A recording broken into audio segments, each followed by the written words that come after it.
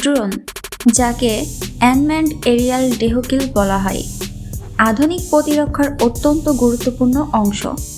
এই প্রযুক্তি ব্যবহার করে সীমানা নজরদারি, গোয়েন্দাগিরি এবং যুদ্ধক্ষেত্রে আক্রমণ পরিচালনা করা হয়। বাংলাদেশ সামরিক শক্তি ও প্রতিরক্ষার প্রতিনিয়ত উন্নতি করছে।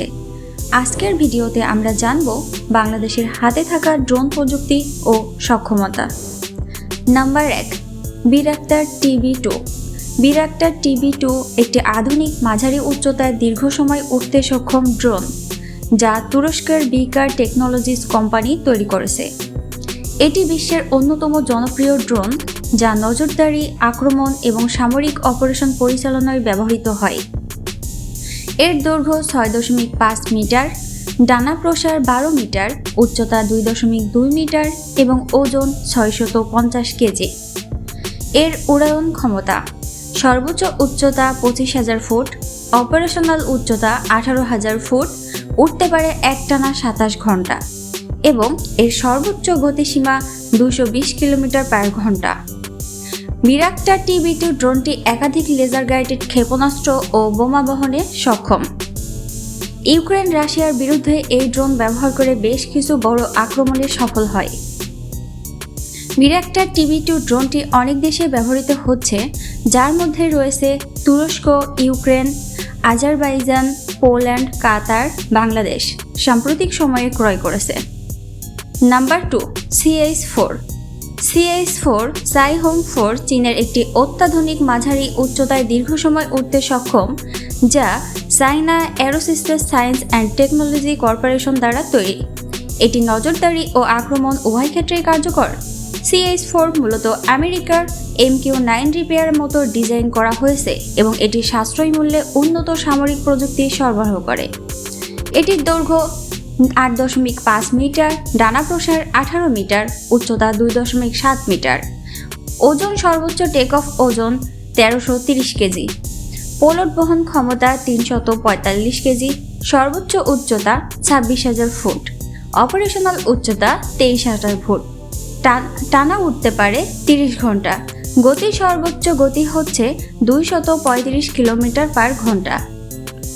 CH-4 ড্রোন বিভিন্ন ধরনের সুনির্দিষ্ট আক্রমণের জন্য উন্নত অস্ত্র বহনে সক্ষম। এটি লেজার গাইডেড বোমা, এয়ার টু গ্রাউন্ড ক্ষেপণাস্ত্র, বিভিন্ন ধরনের স্মার্ট মিউনিশন বহন করতে সক্ষম। CH-4 ড্রোন অনেক দেশের সামরিক বাহিনী ব্যবহার করছে, বিশেষত যারা সাশ্রয়ী মূল্যের উন্নত ড্রোন খুঁজেছে, যেমন ইরাক, জর্ডান, সৌদি আরব, মিশর, Bangladesh. Number 3, MQ-9 repair. MQ-9 repair একটি উন্নত মানের আনম্যান্ড এরিয়াল মিসাইল, যা প্রধানত গোয়েন্দাগিরি, নজরদারি এবং আক্রমণ পরিচালনায় ব্যবহৃত হয়। এটি যুক্তরাষ্ট্রের জেনারেল অ্যাটমিক্স এরোনটিক্যাল সিস্টেম কর্তৃক তৈরি এবং বর্তমানে বিশ্বের সবচেয়ে শক্তিশালী ও কার্যকর ড্রোনগুলোর মধ্যে অন্যতম।